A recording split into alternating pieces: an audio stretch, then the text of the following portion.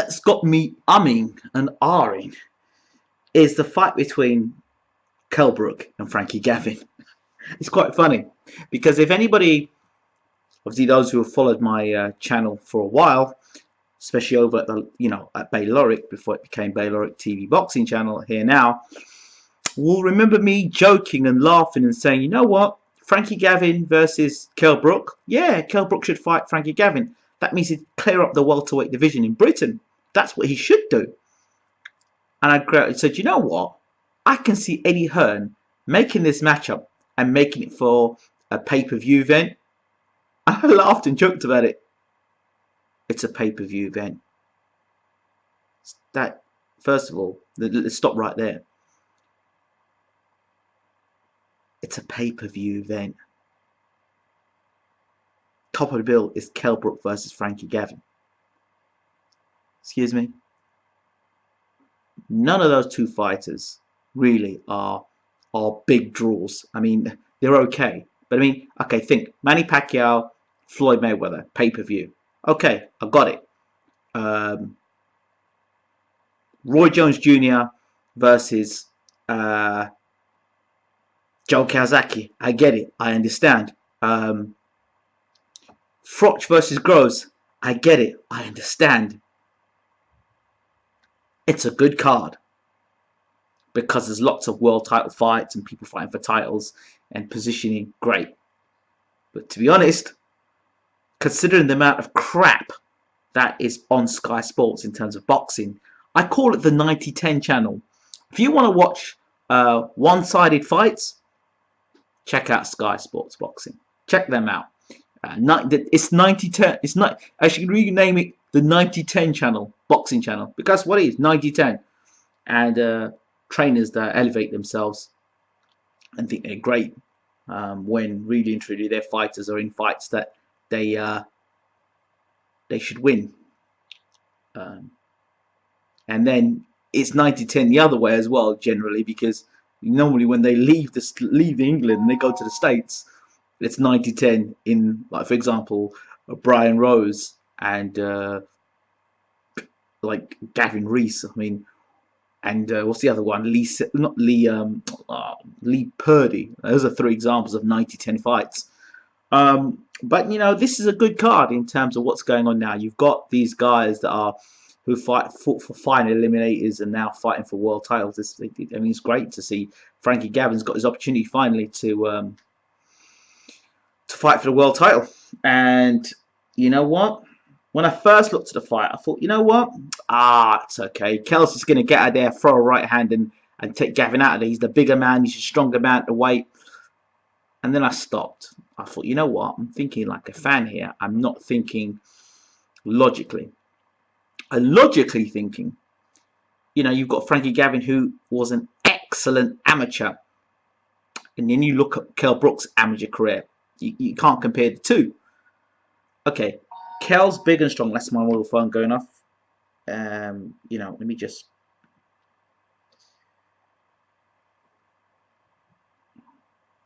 Okay. If you wanted to know, that was a tweet from my good friend on Twitter, the Martian Mauler. So shout out to you. Where was I? Yes, I was talking about the actual Frankie Gavin and saying that his amateur career pedigree, you couldn't compare it to Kell Brook. Kell Brook is physically very strong and imposing figure at welterweight, no doubt. And his best punch for this fight is that straight right hand. If you look at a lot of Kell Brook's fights, you look at, in fact, all of his Kell Brook fights. Kell Brook fights the same in every fight. Kell Brook doesn't adjust that much. I mean, that straight right hand was his key. And like Kell Brook, his fight against Porter was good, and it was a very good performance against Porter. But you've got a different sort of opponent now, because this is the best, technically best fighter that Kell Brook has ever fought in his career. It's up to this point. It's the best. There is nobody else, if you look at Kell Brook's resume, that can box as good as box. I'm not saying fight. I'm talking box. Pure boxing skill. Frankie Gavin. And then I said to myself, you know what? Then the old questions came back. Oh, you know what? He's not big welterweight. He's not strong welterweight. But you know, I've met Frankie Gavin, and Frankie, thank you so much on Twitter. Appreciate you. Um, you know, always there retweeting and stuff. Shout out to Frankie Gavin, and I met Frankie at a press conference. And the one thing that concerned me about Frankie Gavin when I saw him at a press conference, he was drawn. It was the Tyson Fury, Derek Chisora. He was meant to be fighting Bradley Skeet, and the way he was drawn, he looked old.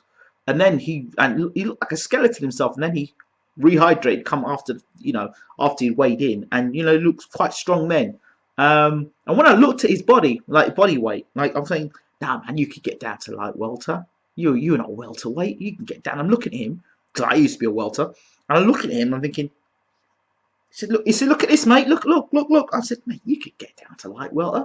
I looked at him, and physically, there's nothing left on him, and he's boiling down to make welterweight. So Frankie Gavin, I don't think we'll have to dispel the thing about him not being a bona fide welterweight. He is a welterweight. He may not be big in terms of frame, which is how Kell Brook is, but he's a welterweight, so there's no doubt about that. Is he strong at welterweight? Well, just look at his fight with Dental Vassell. Broke Dental Vassell's jaw with a straight left hand. Classy. Southpaw. I'd like to know what Kell Brook could have done against Bundu. Oh, yeah, Brook could have knocked Bundu out. Listen, Bundu was that strong. He made Keith Thurman box in reverse gear for the whole of the most of the fight. Keith Thurman was on his back foot. And you all know I love Keith Thurman, so I'm not making this up. He made Keith Thurman get on his back foot, and Keith Thurman's a bigger puncher that pound for pound than Frankie Gavin, and probably pound for pound bigger than Kell Brook, right? And he made Frankie Gavin, he made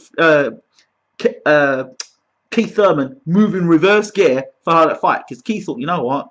I ain't standing trade with this guy. I'm not going to stand trade with this guy. So Keith must have felt something in the power of Bundu, and must have felt something about Bundu up close.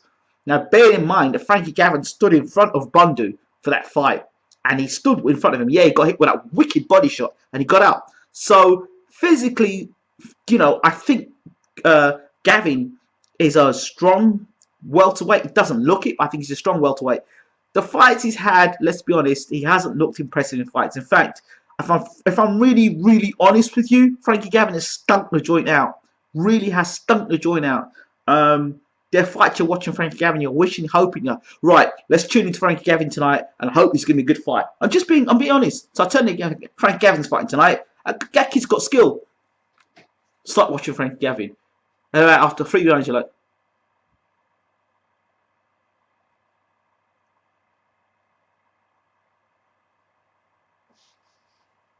we're in the 8th round now. Frankie Gavin.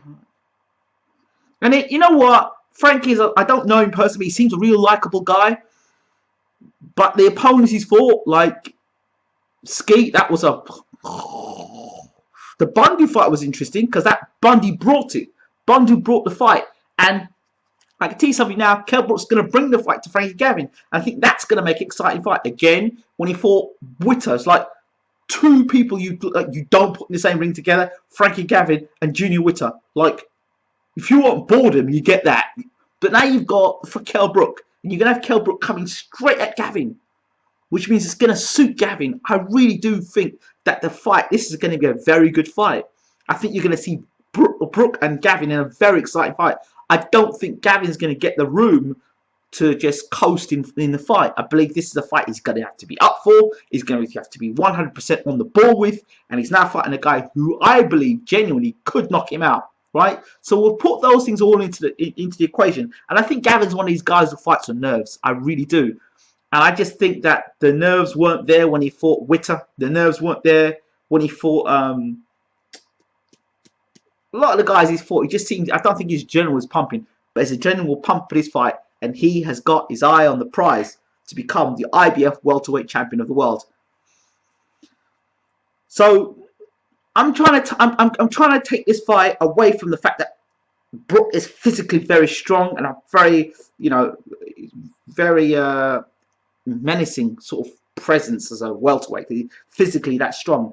there are concerns again about Kell Brook. 12 rounds, he did well in out and when he beat Porter. I was really impressed with that because there were question marks about his stamina going back to the fight he had with Carson Jones. That's where we, that's where we started seeing things about him. We do know Kell Brook has no inside game whatsoever now, and that fight he had against Carson Jones, there were stamina issues. And the question is Kell Brook really a welterweight that can hang around at welterweight much longer? Because, he's taking his back-to-back fights. I suspect the reason why he's taking back-to-back fights so much is because he doesn't blow up in weight. I mean, Kell Brook, look, he's a welterweight. I've never met the guy, but from his frame, he looks like he could do light middle quite easy and possibly at a push middleweight. So, Brook looks like he can move up a couple of weight divisions. And, whereas Gavin, I think he's made his way at welter. I think, the second, if Gavin can take this fight into the second half of the fight, make Brook miss and make him pay, this could be an interesting fight. The bookies are going with Brook, and it sounds a logical thing, but I don't think Brook's a better. I don't think if you look at the two guys, I personally think Gavin's a better boxer than Brook. And the funny thing is about this fight is a lot of people talking about this fight. Before the fight was announced, people were saying, yeah, Brook should fight Frankie Gavin. He should fight Amir Khan. He should fight Frankie Gavin because then he cleans up the welterweight division. He should fight Brook and Gavin. When I say clean up the welterweight division, you've got obviously got Amir Khan there, who's fairly new to the welterweight division. So when I look at this fight again, I think this fight is being overlooked because I think other people are just on Brook's physical strength. It's a good fighter, very good fighter, but I think Frankie Gavin brings a real dangerous challenge. Gavin on his way up was looking decent, looked good, copped a lot of bad press. His fight against Bundu, put it in perspective, like I said, Bundu was making Keith Thurman going reverse gear throughout the fight. So, like I said, we don't know how Brook would have done against Bundu. And because he never fought him, so we can't say. You can have a guess and say, Brook would have knocked him out, blah, blah, blah, blah, blah. But Bundu's got a great inside game. Brook hasn't got a good inside game. So, the straight left hand, the keys to this fight, Gavin's straight left hand. Making Brook miss, making him miss, making him pay. And for Brook, his straight right hand. That's a key. His straight right hand is key. Down on boxing skill or boxing ability. Because Brook hasn't, if you look apart from the Porter fight, who has Brook really fought in his career? Really, he hasn't fought anybody. Then when you look at Gavin and he's fought Ski, he's fought Witter, former world champion, he's fought Denta Vassell, who was unbeaten. Who else did he fight?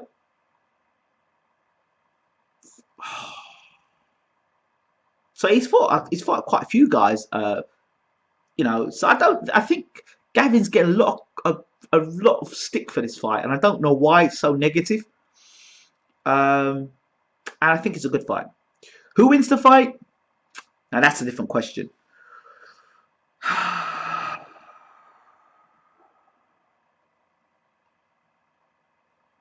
lot of people are going with Brook to win the fight, and it's people saying an easy fight for Brook. Now I was one of those guys that bet against Brook when he fought against Carson Jones, and I said that Carson Jones would stop him late. And Carson Jones is technically not as good as boxer as Frankie Gavin. I don't think Gavin's going to get hit with the sort of shots that Carson Jones was getting hit with. If Gavin can absorb the punches and keep Brook missing, I think footwork wise, probably Gavin's got better footwork than Brook.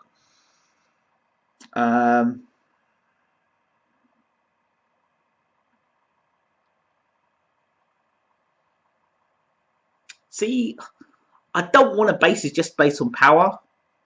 I want to base it on boxing ability. And I think it's a tighter fight than a lot of people are giving it credit for. I think, I don't know. I think it's a close fight. I really think it's a close fight. I'm not gonna say anything yet, because I'm not gonna say, oh yeah, Brook's gonna knock him out, because I'm not confident in that. I'm not confident enough in that, and I think that Gavin's been overlooked. So there's a slight edge towards Brook, but it's not much.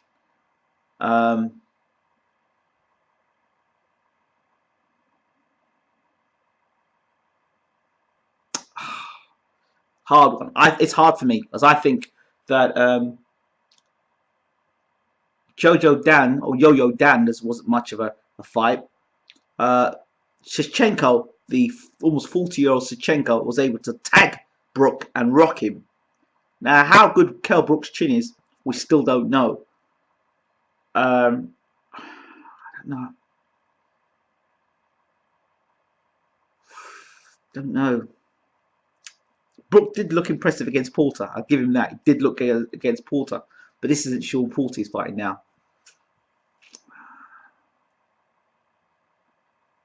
I think we're going to see the best of Frankie Gavin. I really do. I really do.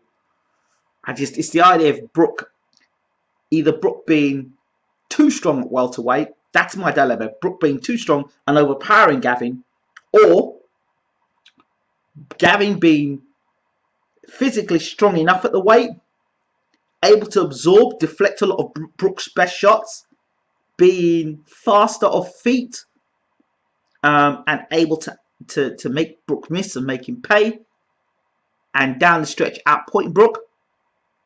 And it's that's what's pulling me at the moment. It's like I'm like that. I'm with that. I want to say Gavin, because the reason why I'm going with Gavin, I think he's a better boxer. I think he's fought better level opposition. I think that Bundu's a better boxer than Porter, really. I think, because I think Bundu brings more to the table. And when I look at Kell Brook, the only thing I can really say is that Porter fight. It's that Porter fight that everybody talks about. That's the fight that Brooks looked really good in. That's his real sort of marking at world level where he's at. But you've got kind of like, well, you could say, well, Witter was former world champion. Okay, you know, you look at Bundu. Okay, he's European champion. And then some will say, well, he failed at European level. A point against a guy that, like I said, made Keith Thurman run backwards, and Keith Thurman's like almost like, I've been talking about him like the savior of the welterweight division. Even I have said, you know, that Keith Thurman, as big a puncher as he is, and he just fought Guerrero and beat Guerrero and put Guerrero on canvas. But he's still got a lot of work to do. Don't know. If it goes down to pure boxing skills, I'm going to go with Gavin, because I think Gavin's the best boxer that Brooks fought. I don't think Brook is the best fighter that Gavin's fought. Bearing in mind the world championships and all of that. That experience. And what he's done as an amateur, what they've achieved. That's where it is for me. The only thing is this Brook's physical strength. That's it. That's it. You know what? And his straight right hand. That straight right hand down the pipe, I could see catching Gavin. But other than that, I think Gavin's got so much more to offer. And we haven't seen the best of Frankie Gavin. We could say we haven't seen the best of Brook. Don't know. Ooh. I'm going to gamble this one. I'm going to go with Gavin on points. But you see there, it's that other thing. If the fight does go to points, will they give it to Gavin? It's an in-house fight with Eddie Hearn. Will they give it to Gavin, or will they job him on the cards? Brooks being unbeaten, you know, does that play a part? Having that 0, that 0, you know, wanting him to fight Brandon Rios next? I don't know. I see Gavin as a better opponent than Brook than Rios, because Rios is a welterweight. He's a walking punch bag. This guy, Gavin, actually can box. I'm going to go Gavin. Boxing. I'm going to go boxing. Over power and physicality, I'm going to go boxing. I think that Gavin's got the ability to slide off of Brook's punches. and be able to counter well. So I'm going to go with that. The counter puncher gets counter punched. Going with Gavin, points.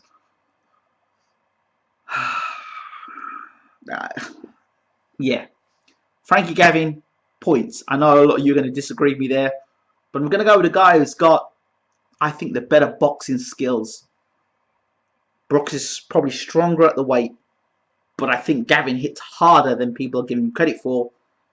And the way he did what he did to Vassell, who I thought was quite strong at the weight. Yeah, I'm not saying Vassell's better than Brook. I'm just saying he broke Vassell's jaw. So you're going to have some amount of punch power. And he's an accurate puncher as well. So I'm going Gavin points. I'm not going to say Gavin stoppage, but I'll go Gavin points.